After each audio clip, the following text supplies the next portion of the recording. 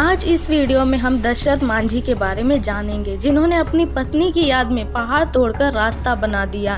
तो friends, video को पूरा देख। दशरथ मांझी का जन्म 1929 को बिहार में गया जिला के छोटे से गांव गल्हौर में हुआ था। उस समय अंग्रेजों का राज था। गांव की हालत बहुत खराब थी। गांव में ना पानी था, ना कोई अस्पताल और ना ही बिजली। लोगों को पहाड़ पार करके 15 किलोमीटर दूर इन सब चीजों के लिए जाना पड़ता था। दशरथ मांझी गरीब परिवार से थे और उनका बचपन में ही बाल विवाह हो गया था। उनके पिता मजदूरी करते थे। उन्होंने गांव के मुखिया से पैसे उधार लिए थे, जिन्हें चुका नहीं सके और बदले में मांझी को मुखिया के पास काम करने के लिए रख देते हैं, पर मुखिया मारता था। इसलिए सब देख के मांझी गांव छोड़ दिए और गांव से दूर धनबाद में कोयले की खदान में काम करने लगे। फिर 7 साल बाद 1955 में मांझी अपने गाँव आए तो देखा सब वैसे का वैसे ही था।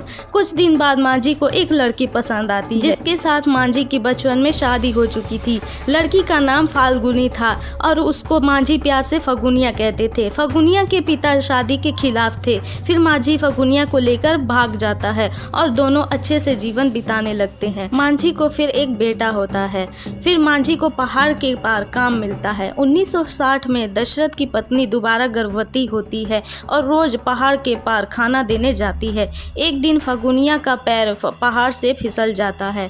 गांव में अस्पताल न होने के कारण बड़ी मुश्किल से दशरथ पहाड़ के पार फगुनिया को शहर के अस्पताल ले जाता है, जहां एक लड़की को जन्म देती है और फगुनिया मर जाती है। 1960 से दशरथ का शुरू हुआ ये संकल्प एक हथौड़ी और छेनी के सहारे था। दशरथ मांझी रोज सुबह पहाड़, छेनी और हथौड़ा लेकर चल देते थे। ये सब देख के लोग उन्हें पागल सनकी कहते थे। उनको उनके पिता बहुत समझाते थे, पर वो नहीं सुनते थे। कई समय बीत जाने के बाद फिर गांव में अचानक सूखा पड़ जाता है। सभी लोग गांव छोड़कर जाने लगते हैं, लेकिन दशरथ नहीं गए और वो अपने पिता और बच्चों को भेज देते हैं। सूखे की वजह से गंदा पानी और पत्तियां खाकर मांझी गुजारा करते हैं। सूखा बीत जाता है। सभी लोग फिर वापस आते हैं और मांझी को देख सब अचंभे में पड़ जाते हैं। 1975 में इंदिरा गांधी एक रैली में बिहार पहुंचती है, जहां दशरथ भी जाता है। भाषण के दौरान स्टेज टूट जाता है, जिससे कुछ लोग और दशरथ मिलकर संभाल लेते हैं और इंदिरा गांधी के साथ दशरथ फोटो खिंचवाता है। गाँव के जमींदार को जब ये बात पता चलती है तो सरकार से मदद के बहाने अपनी बातों में फंसाता है। भोला भाला अनपढ़ दशरथ उनकी बातों में आके अंगूठा लगा देता है। जब दशरथ को पता चला कि जमींदार ने उसे 25 लाख की मदद का हड़प लिया, तो उसकी शिकायत प्रधानमंत्री से करने की ठानता है। फिर दशरथ बिहार से दिल्ली ट्रेन से जाता है, लेकिन पैसे न होने के कारण टीटी ट्रेन से उतार देता है। उस समय बहुत दंगे हो रहे थे। दशरथ को पुलिस पकड़ लेती है। जब दशरथ पुलिस को अपनी और इंदिरा गांधी के साथ वाली फोटो दिखाता है तो पुलिस उसे फाड़ देता है और भगा देता है।